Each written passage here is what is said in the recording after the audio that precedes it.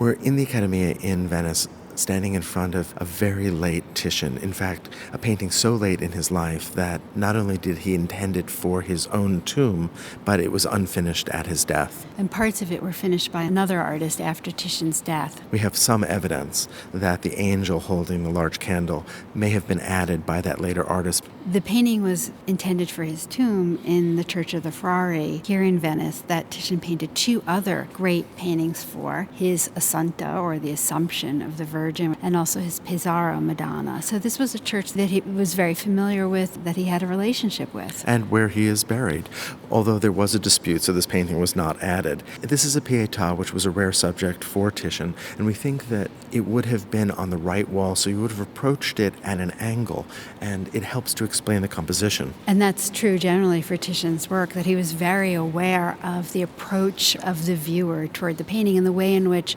the figures depicted related to the viewer. Well, look at the composition of this painting. You have a very stable architectural form in the middle, and that might well create a sense of stability. But in Titian's hands, it doesn't, because he's got this wonderful diagonal that moves up from the lower right corner through the figure that is draped in red, that some art historians think may be St. Jerome, through the shoulders of Christ to Mary wearing blue, finally to Mary Magdalene who stands, and then that line is kind of stopped by her right hand.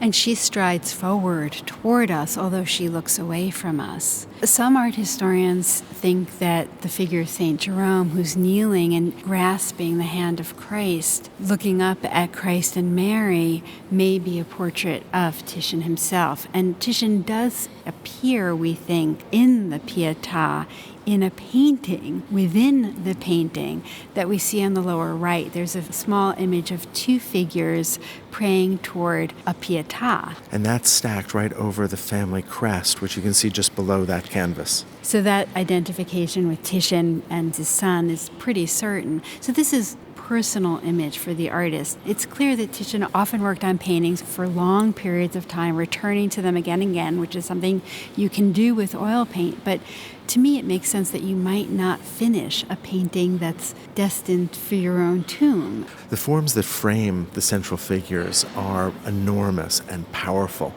On the left, you see Moses holding the laws, holding the staff that he'll strike a rock with to create a spring miraculously. On the right, you see a sculpture of a pagan holding a cross. So Moses from the Old Testament, the Sibyl figure from classical antiquity who prophesied the coming of Christ, and so therefore she holds a cross. And these two figures represented as sculpture because they are from the older pagan and Jewish traditions. But Titian also refers to his own history much more directly in this painting. In the center, there's this massive piece of architecture, this apse. We can see this rusticated masonry and a broken pediment at the top. But inside, you see this concave space with a mosaic at its top that reminds us of the mosaics in San Marco in Venice that were referred to in the paintings of Giovane, the great Venetian artist that came before Titian. These were formative paintings for Titian's own early career, and here in his last years, he refers back to this history.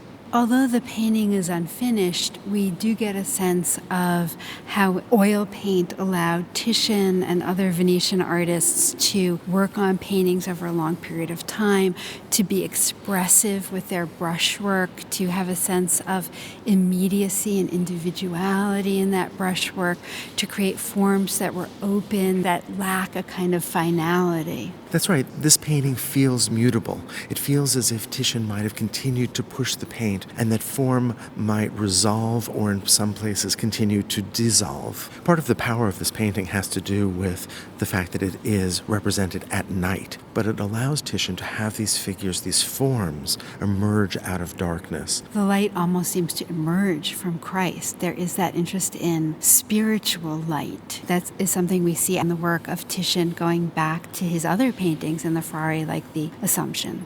The figures are life-size. The painting itself is probably about 10 feet high. This is still, though, a very intimate and personal image.